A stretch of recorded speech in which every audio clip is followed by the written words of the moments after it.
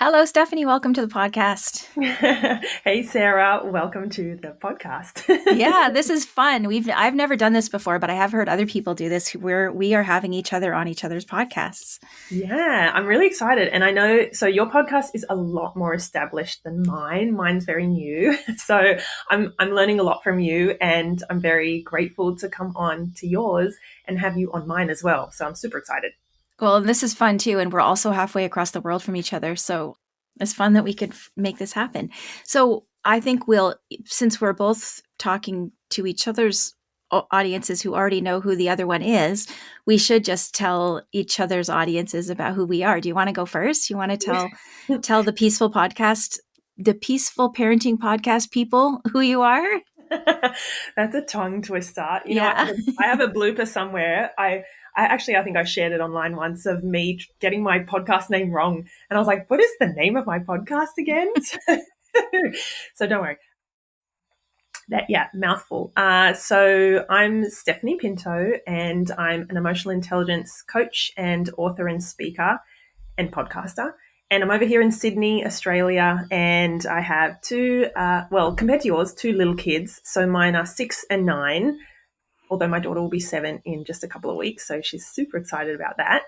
And husband. And so we have our own little, family unit here, and we're just kind of, bubbling along every day, trying to, I guess, do what we know works and try to parent emotionally intelligently. And that's all the stuff I love. So I obviously coach parents around emotional intelligence. That's my podcast is the Emotionally Intelligent Parenting Podcast. A couple of places where I spend a lot of time is on number one is on my Facebook community, and that's called Let's Raise Emotionally Intelligent Kids. And the other place is on Instagram, which I love following your stuff. I know you're on there too, and well, on all the platforms. But so I'm on as emotionally.intelligent.parent. And so I love doing little snippets and reels and things Yeah, I like like your reels. that. They're fun. I think I was telling you offline a while ago, I went through a phase where I did like 3 reels a day. Wow. And it was insane. But it helped me reach a lot of parents, and it created a lot of conversation. So, which was really good. I've authored a book called From Chaos to Connection, and that came out last year and was a bestseller, which is really exciting. Nice. And my background is as a speech pathologist. So I did that for about 10 years before moving into emotional intelligence. And the last kind of chunk of what I do that goes alongside emotional intelligence is anxiety therapy for kids, because that was my story, and that was who I suffered from.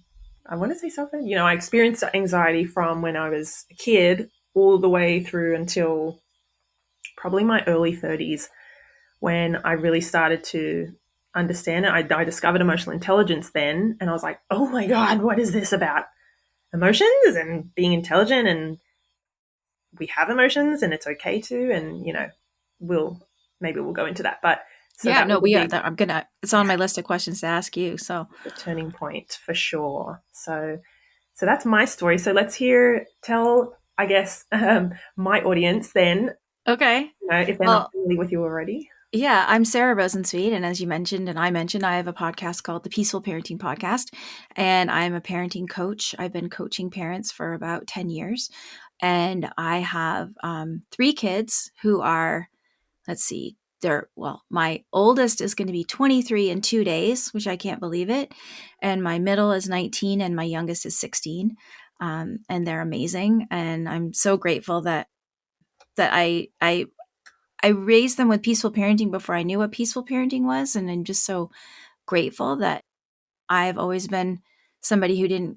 I have a healthy dose of I don't care what other people think, which made it easy for me to sort of just follow what my gut told me about parenting and not using timeouts and not using consequences, and because it just didn't feel right to me. Like it didn't feel right to me to have created this bond with this infant, small child, toddler, and then when they were having a hard time to do things that would go against the bond. And so I parented like pretty intuitively that way, and then I found that there was a name for it, and it was called peaceful parenting. And I well, and how I came to be a coach was I was a stay-at-home mom. I came from film and television, was what I did before having kids, and I loved it. I loved my job so much, but I realized that I couldn't be the mom that I wanted to be and go back to that work, because the hours were so long. So I was a stay-at-home mom for a long time, and then when I started working again, I was like, what am I going to do? And so I decided to share everything that I learned as a parent, as a parenting coach, and I did a coach training with Dr. Laura Markham, who I think you're familiar with her. And that was how I discovered when I read her book, like before I became a coach. I was like, oh, there's a name for this, and it's called peaceful parenting.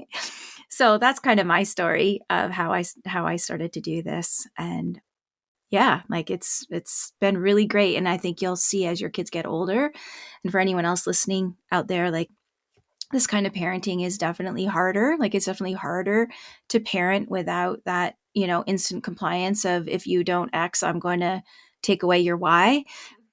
It's definitely harder to parent that way, and it's harder to work on your own, self-regulation. However, as kids get older, it's it's easier. Like I've seen myself not struggle the way some parents with teenagers have struggled, and it's because of peaceful parenting.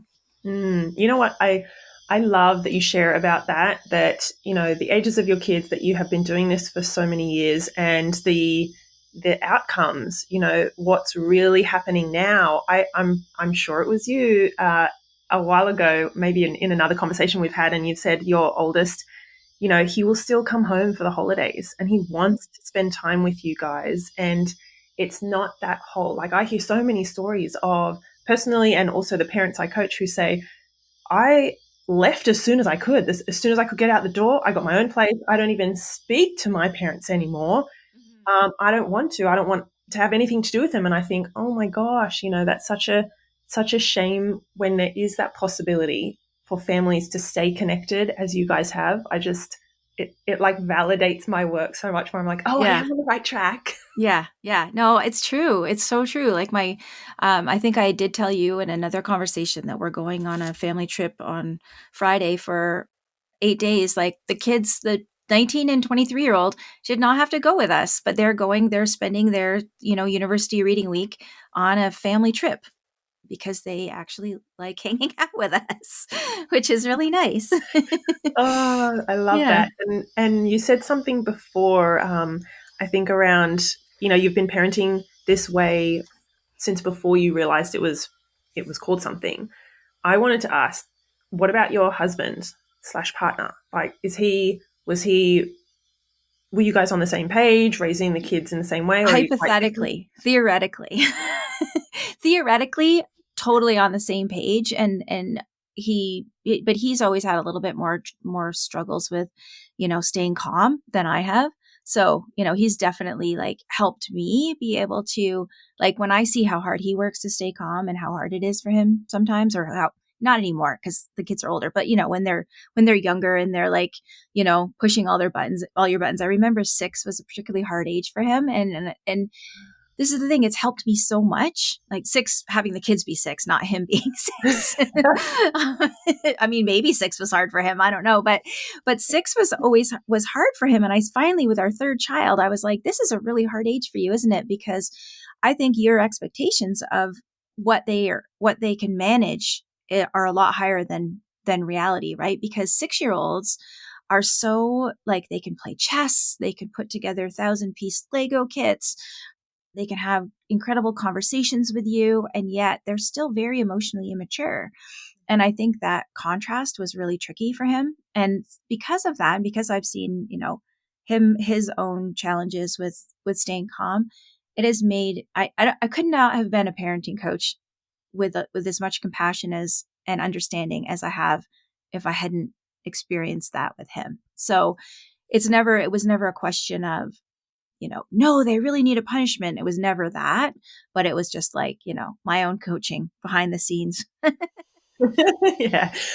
So it's funny. My husband is Portuguese. So he came from that I guess, culture in that family where it was things were loud and the conflict was just all around, like loud voices arguing and disagreeing and things like that. And then, so I'm from an English family. So my parents immigrated from the UK in the 80s and had us, and we are very kind of polite and proper and conservative, and we don't talk about emotions. Like, no, no, no, they get Mhm. swept under the rug and everything is fine. So I didn't witness a lot of like conflict, explosive conflict or loud conflict. So I very rarely saw my parents arguing. And so at the time, I mean, I had a wonderful childhood. But now looking back, I thought at the time, things were smooth and easy. Obviously, my parents would have disagreed and things like that. But I didn't get to like experience that and to witness it and to learn from it. So maybe let me tell you a fun fact because I had one ready because Okay. we talked about this, is that in high school, I took Japanese all the way from year 7 to year 12, like for my HSC, so my end exams. And I went to Japan in year 11 on like a school trip. And there's this temple called, I don't know if I'm going to remember the name, a temple, I think it's Kiyomizu, something like that. There are 3 streams of this waterfall that you can go up, line up, and take a cup on a long stick, sort of thing, and you will put the cup under which stream you want. You're not supposed to take all 3 and drink them because then that's seen as greedy. But one is, I think, longevity and health, one is career or study, and then one is love. So I put my little cup because I was like, I really want a boyfriend. So I was like 16, put my cup under that one and drank from it. And then that year was the year that I met my now husband. Oh, It was like that's great. You guys have been 20 something together years since you were ago. babies. Yes. So I often say I wouldn't know myself without him. And yet, because he's so different to me, maybe that's what attracted me to him. But I've had to learn how to argue and how to disagree and how to speak up and how to say my truth. And oh my goodness, it's been so hard because when we were young and we would argue or whatever, disagree, I would crumble like like a little leaf. I would go into apologizing, taking blame and everything like that, and I wouldn't be able to say, "Hey, no, that's not what happened," or "No, that's not okay." So anyway, we are different, and yet still, kind of like you, we've come together to be on the same page in our values and what we're trying to do and the way we want to raise our kids. Yes, he's still a little bit more like quicker to anger or explosive, but he is very rarely will he like yell and snap, and he doesn't punish. He we were just having a conversation the other day, and he said, when was the last time I did punish the kids? Like, that's been years. And I was like, you know what? You're right. Like, my brain will still go to the don't be so harsh or don't, be so loud. But really, we're on the same page. We just go about things differently. I don't know if that makes Mhm. sense. Yeah, that totally makes sense. Yeah. I love your story though of the I would have taken from the love river too or whatever it was. That's great. Yeah, my husband and I met each other when we were 20, so not too different from you, but yeah, it is kind of interesting growing up with someone, isn't it? Cuz we really grew up together too. Yeah, and I think it just because I wonder if a lot of people listening are in that kind of boat of it's really hard when your partner is on a different page Yeah. and you feel like they're doing it wrong or they're too harsh or punitive and you want them to do it your way. I always, I guess, explain to parents that the way in which like every experience up until now has created the way that we see the world and like the lens through which we see our kids and their behavior. And so when I just like we've had conversations, my husband and I, and but I wasn't there when he was being raised, but I know the ways in which his parents related to him when he messed up or made a mistake or argued with his brother. And it just brings so much more empathy and patience and Yeah. tolerance and compassion Yeah. because I got to this place where I was like, "Oh my god, no wonder you're reacting like that. No wonder you explode. No wonder you think our son's behavior is unacceptable because look at your blueprint. Like if Yeah. I was raised that way and if that was my blueprint basically or my framework, I would see the same and I would want to punish him too. Do you know what I mean? Well, yeah, I mean, you just nailed the thing that I always talk about with parents when they're not on the same, or say your partner's not on the same page as you, is that always approaching the situation with empathy is the only way you're ever going to get anywhere, right? And that's what you just like. Empathy is acknowledging another person's truth or their point of view or where they're coming from. So that's always the place to start. And there's like, and I'm curious to learn about emotionally intelligent parenting and where it's the same or different from peaceful parenting, but peaceful parenting is really just a relationship tools, right? Like if you look at them, you can adjust every part of the peaceful parenting approach to another adult, to your romantic relationship, because they really are just relationship principles, right? And with kids, we always say always start with empathy, and same with like if your partner's having a hard time, always starting with empathy. Yeah. You know what? That's interesting that you say that. Um, there's so many similarities, I think, with emotionally intelligent parenting.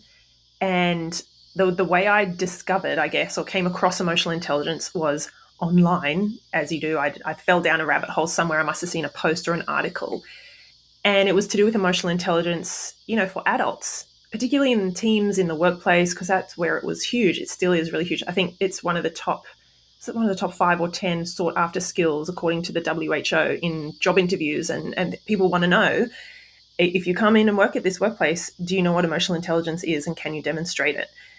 Because no one wants to work with people who are, blunt or rude or selfish or explosive or uncaring, unempathetic. So I discovered in terms of, yeah, with myself as an adult, and that was a bit of a game changer. I was like, oh, there's because I had no awareness of my emotions. Literally, one of the chapters in my book, I think it's chapter 3. I named it "An Emotionally Unintelligent Girl" because I was the world's most emotionally unintelligent person. I just had no concept of emotions. I was so good at shoving them down and keeping them under, and I was a I was a good girl. I was a people pleaser, and I'm the youngest of 3, so I think I unconsciously saw what my siblings, I guess, how, what they went through, and I learned from their behavior and things like that. So I ticked all the boxes, and yet I had no awareness of my emotions. Hence why I think a big reason why I created, I didn't create, I started to develop a huge sense of anxiety because I would just I would just leave, as in like mentally I would dissociate if anything was scary or too hard or too much. And I remember asking my mom, when was the first time I fainted because of my anxiety? I didn't even realize it was because of anxiety until my late 20s probably. I just thought, I keep fainting and I'm really healthy. Why is this happening? And she said, when you were younger in school, like primary school, so maybe year 5 or 6, you were supposed to go up on stage to collect an award, I think. And she said, you looked like you really didn't want to go, but the teacher kind of like encouraged you and got you up there.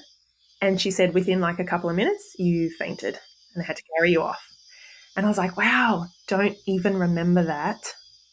And yet, throughout school, then high school, and even my first career as a speech pathologist, I was fainting when I became that nervous or that anxious, and I couldn't handle my emotions. So anyway, that was a huge turning point when I realized, oh my god, I'm like almost doing this to myself, and it's because I'm not allowing those emotions. Like I was okay to be happy, calm, excited, joyful, all of those pleasant emotions, but the other ones I bottled up so well, like with a lid screwed on tight with a lock in it. And but look where it got me, right? Mm-hmm. So anyway, I guess to circle back around, emotionally intelligent parenting is so far the opposite of that. It's acknowledging and accepting that we all have emotions, that having emotions is as much a part of being human as having an elbow or a brain, not something that we're ashamed of or that we don't use. It's something that it's normal, right? I want to normalize that our kids have big emotions. That's the way they are wired. And we have strong emotions as well. They're telling us something. They are insightful pieces of information. They're messages. They're telling us, hey, this is not okay with you, or this crosses a boundary, or you need some time to appraise the situation. Hold on, let's get some more information. I want to kind of, I think emotional intelligence really is around normalizing emotions, honoring them, and valuing them in ourselves and in our kids so that we learn how to move through them. We learn how to process them. We can get on with our day or on with, we can go through tough adversity, and yet that doesn't pull us down. Our kids are going to have disappointments. Yes, our kids are going to get really mad, and yet we want to help them to be able to process it and move through it rather than exploding or uh, imploding, which was my Yeah. case. And that's what we call in peaceful parenting, that's what we call welcoming feelings. Yes, I love Yeah, that. that's what we call it. Yeah, that we've got to welcome all feelings. Yeah. And you know what? There's so much research, oodles of research that supports emotionally intelligent parenting and peaceful parenting and emotion coaching. So, even just coming to mind is the Gottman Institute, John Hmm. Gottman, and their work around research and studying, parenting styles. And they kind of broadly, there's four different, I guess, styles that they notice. But even before that, they zoom out and they say, look, there's two different ways of parenting. One is parenting with emotion and understanding emotion and teaching about emotion, and one is not. And if we Hmm. just broadly put them into two categories, we see the kids who are parented with understanding emotion and learning how to deal with their emotions, they are successful in almost every facet of life moving forward. It's just so much more beneficial. So there's tons of research out there that supports this way of parenting, and I want to say, I guess, it's I understand that this is only really the last maybe 20 years. At least emotional intelligence kind of came on the map in the mid 1990s, but this is still, it feels new because a lot of us were not raised this way. Yeah, Well, yeah. no wonder it's hard. Yeah, well, and I think, I mean, what I find in my work is that parents maybe have the like they have the intellectual knowledge that you just talked about, but then when it comes down to like a kid melting down in front of them, it's really hard and triggering. Like it can be just really triggering because of what you said, because they weren't raised with their feelings being welcomed, or we slash they weren't raised with feelings being welcomed, so it can feel very dangerous, almost like, if you were ignored when you had big feelings as a kid, or if you were, you know told to stop it or suck it up or whatever, then it can feel like that sort of that inner child. I find that super cheesy, but it's also a useful way to think about it. I think that your inner child is going, don't, you shouldn't be acting this way to your kid, right? Even if intellectually you know that it's okay for them to have big feelings. So I think being an emotionally intelligent parent also requires a lot of that work on ourselves, and recognizing that it can feel really new and unfamiliar and sort of threatening, almost, for a Yeah. kid to have big feelings, and to welcome it and not try to shut it down. Yeah, I like that you said threatening because it can feel like this is not okay. Like Hmm. this is unacceptable. Yeah, I've had parents say, and I'm sure I thought it, I never would have been allowed to fill in the yeah, blank when I yeah, was a kid. And I yeah, remember my youngest, she must have been like 4 or 5 at the time, and she was going through this patch of like rage, and like her older brother, who is bigger, quicker, like faster, he's more smarter, more intelligent, he outsmarts her and outwits her, and obviously that's frustrating. And I think they were arguing about a balloon of hers one night, and I had to scoop her up because of the rage. Like she was trying to scratch him and get at him. I think he took her balloon or something, and I took her into my room with me. I don't like I mean, we don't like shove her in a room. We don't do any of that. But I think, okay, I need to separate you guys because you keep going back to him. Go like you should have seen her beautiful little cherub face, but with like red rage. And I remember this moment where I just sat with her on our big bed, and it kind of hit me. I was like, I would have been told you are being ridiculous. Like, yeah. get It's in just your a room. I balloon. never want to see, Yeah, and so on and so on. And so I don't know. I had this moment. I can still remember it where she came right up to me and she was like, "Rah!" And she roared in my face. And I just had this like wash, it's weird, wash of like peaceful calm. And in my head, I was like, oh, you poor sweetheart. Like, this is so way beyond what you know how to handle. Like, I've got you, we'll get through this. And I must have probably didn't even say any of that. I probably just had that on my face. And what happened is what always happens. Eventually she runs out of gas, and then she cries, and I think she crawled into my lap, and I just sat there and I was like, oh, this is the moment where I can let her know that, oh, these big emotions are so hard and you're not meant to know how to deal with them. And it doesn't mean you're bad. I think it's, that you're a good kid having a hard time, that kind of, I think that's Dr. Becky maybe. But I think I would not have necessarily experienced that. I think I would have been maybe, I would have experienced maybe some kind of stonewalling, some shutdown, some, Mm-hmm. you need to get yourself together and don't do that again. That's Yeah, some shaming maybe. Like, of course, no parents mean to shame their kids, but there is a lot of shaming, I think, that happens when parents are thinking that kids are being ridiculous. yeah, But yeah. think about how, like, our kids, like, my podcast listeners maybe have heard this story before, but I'll share it with you. My daughter, when she was around 10, I was going to say, just as an example of how we're changing the way our kids are growing up, right? And their understanding of emotional intelligence.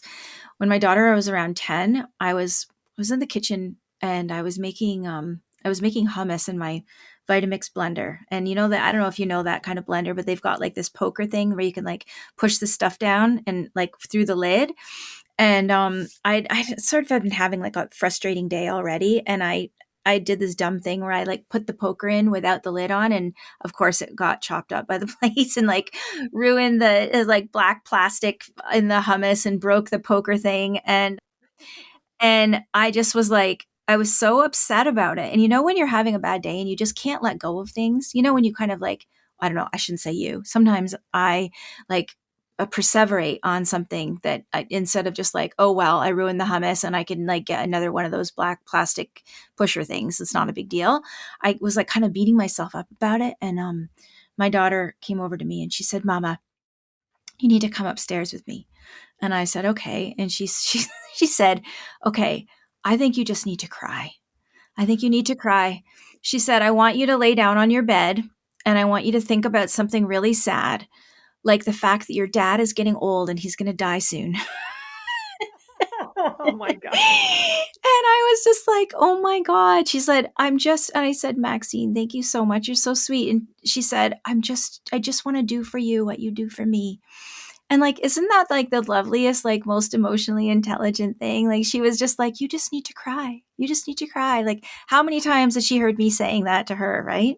Oh, wow. What a beautiful story. I love things come full circle. I love that. And I then mean, it almost, I had to not laugh when she said, like, you're going to just think of how your dad's going to die soon. Like, like, hopefully not, dad. Hopefully you're not going to die soon. But, you're like, you thanks, now know, I am crying. Yeah.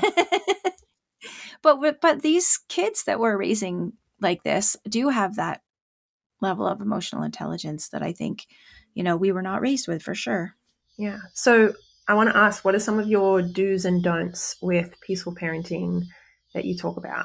Okay, I have to give you my fun fact first, though, Oh, yes. Yes. because you didn't ask me. You were supposed to ask me my fun fact. I totally forgot. We went inside and we went all over. No, I Okay. only have to ask you. I only have to say my fun fact because it's such a funny thing and it's totally unrelated to anything we're talking about. But I was on the Martha Stewart television show about 16 years ago. They flew me to New York and I did like a 20-minute segment with Martha Stewart in my old life as a crafting person. I taught Martha Stewart how to do a particular kind of craft Oh my on the show. gosh. Yeah, That's really it cool. was What kind of craft? definitely Now it I need was to know what. needle felting. Oh, Yeah. wow. Yeah. So that's my fun fact. And I'm always grateful because, whenever there's icebreakers and they say share a fun fact, if I didn't have that, I would have nothing. So Aw. That is really so. Is that something you do now, crafting as a bit no, of a when I started my hobby? business, like I'm a creative person. And when I was a stay at home mom, like I kind of channeled my creativity into crafting. Like I had a blog and, did a lot of like sewing and baking and like all that stuff. But actually, when I started my business, I found that it scratched the same creative itch, like making my website and writing blog posts and like learning like the all about the, parenting and parent coaching, and it really satisfied that creative itch for me. And so I kind of stopped doing crafts, but now I've been thinking about trying to get back into it again. Yeah, Yeah, now that the kids aren't, I'm not so active parenting anymore. I have a lot more time on my hands. yeah. Ooh, I'm looking forward to that time now. But I do lots of coloring in because I still love. I think because of my pediatric therapist background, I was always with the kids on the little tables and the little chairs, and we would color or do Play-Doh or craft, and that would be the way because obviously our therapy was very play based. So I still love if my kids are like, "Will you color in with me?" I'm like, "Sure." Where is it? I should send you I have a peaceful parenting coloring book. I'll send it to you. And actually, you know what? I will send a link for your listeners to download it if they want. Oh, that would be amazing. Yeah. Yeah. So if you'll put that, I don't have a link for it right now, so I can't say what it is, but I will send it to you, and then maybe you can share it so that people can have the peaceful parenting coloring book. Oh my gosh, absolutely. I would love that. Yeah. Cool. Yeah. Okay. So do's and don'ts. I have one big don't that I've been thinking about a lot lately. Because in peaceful parenting, so peaceful parenting is three big ideas, right? There's first is the emphasis on self-regulation, meaning you calm yourself. You commit to calming yourself, or staying calm, or trying to get calm when you're upset. Doesn't mean that you never get upset, but just that you try to calm yourself. The second big idea is a focus on connection and the relationship, which we've talked about a lot as being so important. And then the third big idea is kind, firm limits without punishment. And the big don't that I've been thinking about a lot lately is about that third big idea, which I feel like sometimes there is parents think if I can set whatever limits I want as long as I'm nice about it. Like they kind of use it as like they use that kind firm limits as an excuse to still have like power over kids, right? And so I've been thinking about that a lot lately. So I could phrase it as a don't, or I could phrase it as a do. I guess I'm going to phrase it as a do. My do is be super intentional about what limits you're setting. Make sure that you're not using empathy and kindness as a way to just sugarcoat being still controlling of your kids, right? Like I think some people have the misguided notion that like you can, set limits just because things are more convenient for you, or because you like your idea better, as long as you're nice about it and have a lot of empathy for your child when they don't like it. So that's the thing I've been thinking about a lot, is really how can we shift this? Like, it's not that in peaceful parenting that conventional parenting is very adult centered, right? Adult preferences, adult convenience is all centered. And peaceful parenting isn't that now children's convenience and preferences are centered, but it's about teamwork, right? And it's about really, really like, how can we work together as a team? And looking at those limits is like, is this really necessary, right? Can I let my child have as much autonomy as possible? Can I say yes whenever possible? I mean, and you're not going to like sacrifice your own mental health, or be a martyr about it. I'm not saying that, but like, what are the actual health and safety limits that we need to set out, and how can we really let children be have more power and autonomy? And so I just want to make sure that we're careful about that, right? That it's not that we're still controlling, but it's just sugar coated and nicer.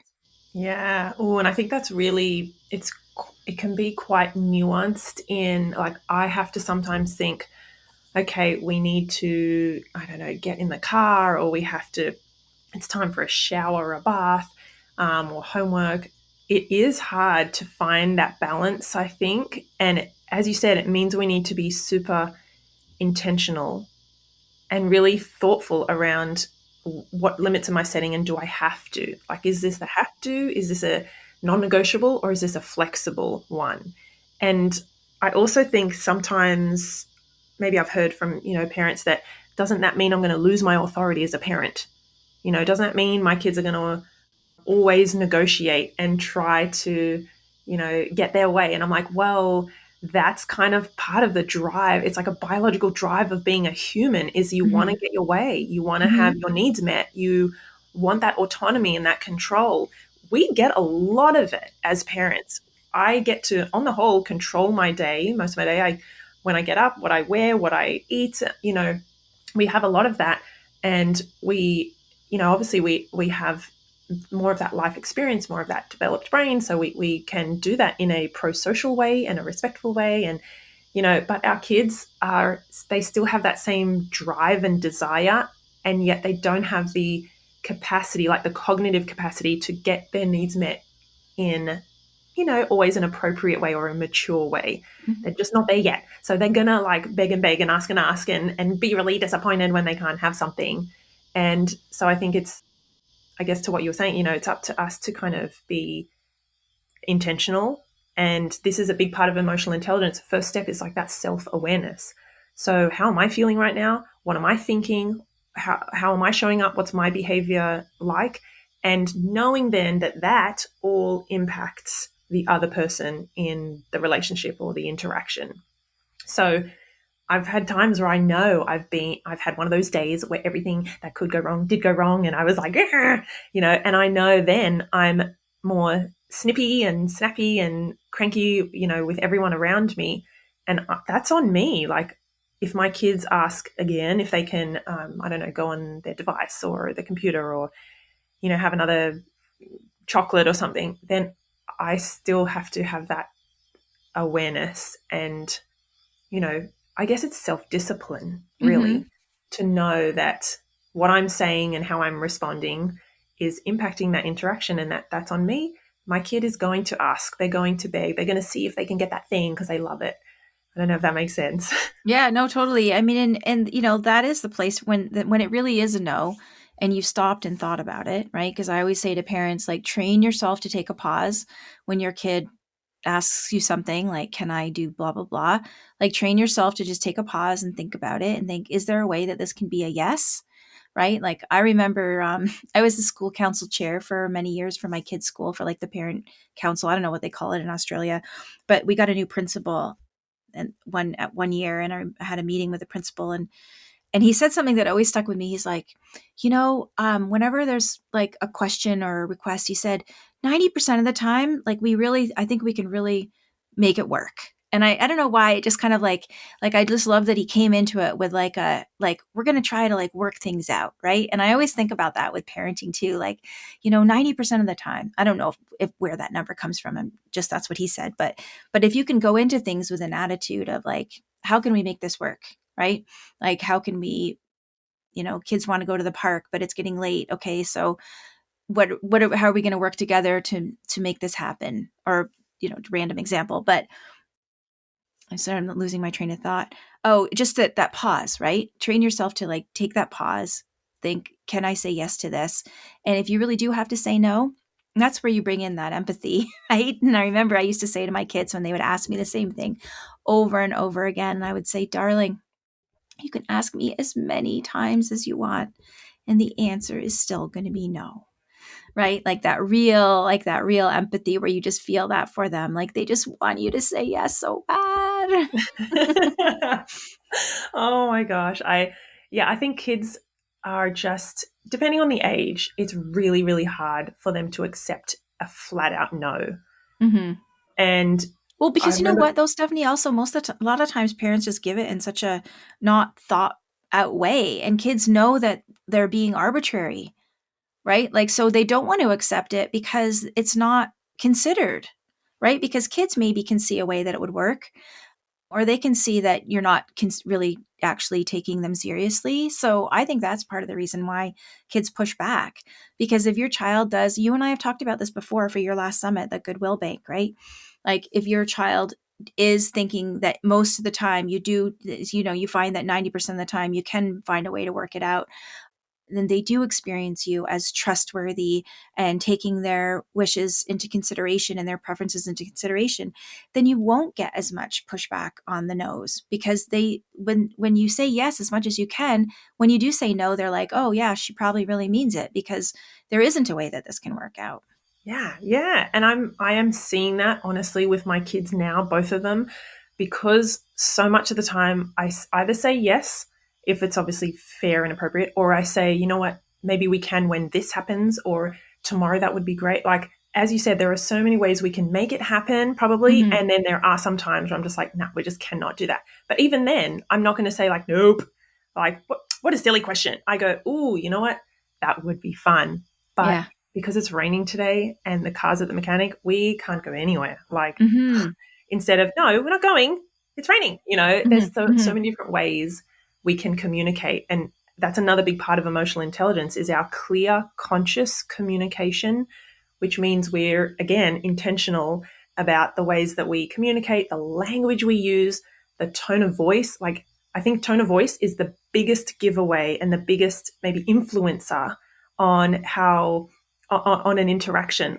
You know that if your friend or your partner comes home from work maybe, and you can immediately pick up something in the tone of their voice, regardless of if they say, you say, how was your day? Oh, fine. But if it's like, "Oh, fine," you're like, Mhm. ooh, you get it straight away. And our kids get it as well, right? There's like this Yeah. unspoken energy. So I just think that's really, really powerful to be aware of. Doesn't mean you have to be, you know, uh, gentle and positive and everything. Like, we're human. Sometimes we get Mhm. frustrated, and I am snippy. But even then, I say to my kids, guys, I'm sorry, I just snapped. I've had a day, and that wasn't on you. So either way, we're going to be okay. Yeah. Yeah. I want to ask you one more thing real quick because I'm really interested in the answer, and this is something I saw that you had a blog post about, that you asked your Facebook community what parents wish that they heard more of as children. Yes, Can you that was share a little bit of huge. that? Because I just love that question, and I'm so curious what people said, Yeah. and maybe that would be a nice way to sort of close out, like, some things for parents to be saying more to their kids. Yeah. Ooh, that was so fascinating. I can't even remember where that question just popped into my head somewhere. I put it out to my community. There's about 100 and I think now there's about 110,000 people in that Facebook group. And Wow. so I thought, I wonder what everyone will say. And then what will it mean for them now with their own kids? And so some of the big things that came out from memory were, I believe you. So imagine if, or I wish my parents had said more, I believe you. Maybe when we were upset or when we were really mad about something or when something was unfair. So that feeling of being validated. So that's a big one. I think another one was, I hear you and I get what you're saying. Like, this means something to me. So again, that sense of empathy and validation. Kids, we know kids they need to be seen and heard, and like what they say and do matters, and it's important to us. And so a lot of the things that came through from those comments made me think, oh my goodness, am I saying some of these to my kids? Like, sometimes we need to explicitly say, I believe you and I trust you and you have good ideas, right? Because sometimes we think that and we're like, yeah, okay, cool, we'll go. Fine, in 10 minutes we'll get in the car. But we don't say, you know what, that's a great idea. Or thanks for telling me.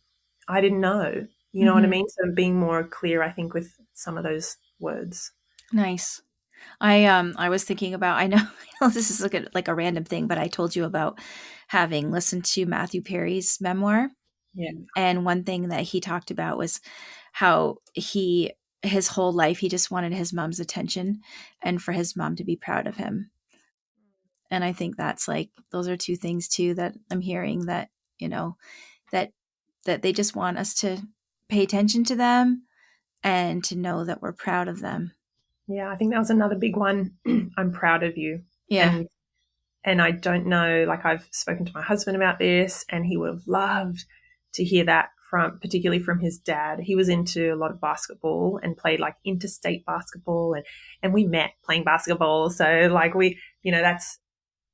that's kind of something that, even though he was that good and he was at that kind of level, he never really felt or never perceived that his parents were proud of him.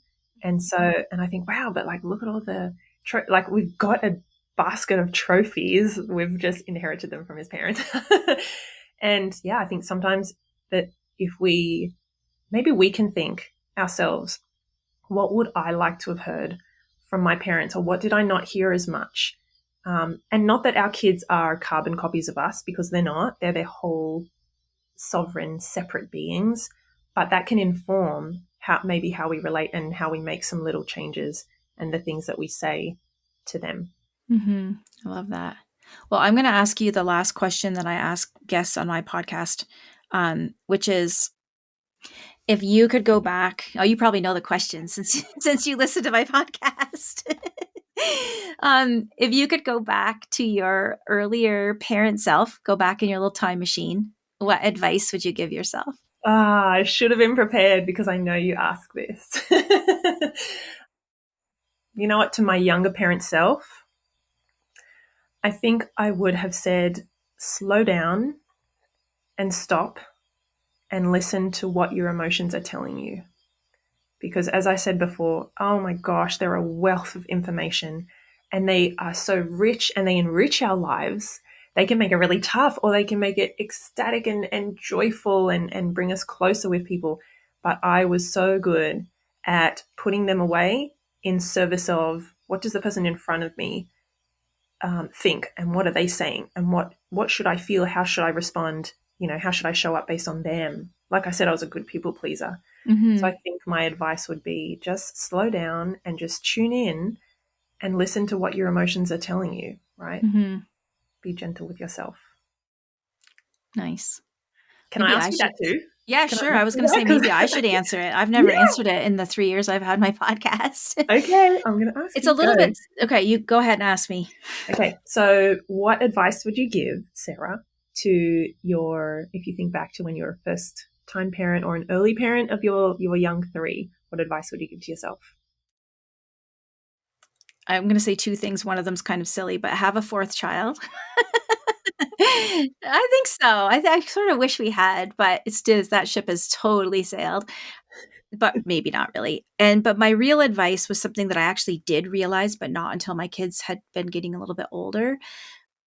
I was always waiting for the future, like when they're sleeping through the night, when they're, you know, in school, when we have more money, when, like, I always had this like future point where I thought things will be easier then or things will be better then. Like I always had this idea of like of like now feels hard and it'll be better when, right?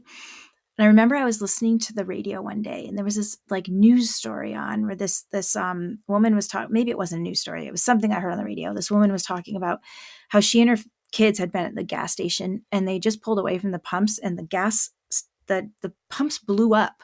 Like, and they had narrowly like 30 seconds earlier and their car would have blown up if they hadn't left, you know?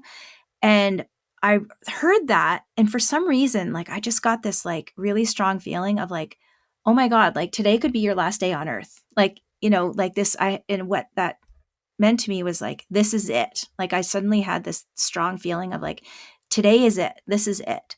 Like, this is it. And actually, a girlfriend of mine gave me a t-shirt she had printed on it. This is it. Cause I had shared that idea with her. So I used to have a t-shirt that said, this is it, that I wore a lot when my kids were little. But I just started to try and think about like, if today was your last day on earth, like what would you find to appreciate about today?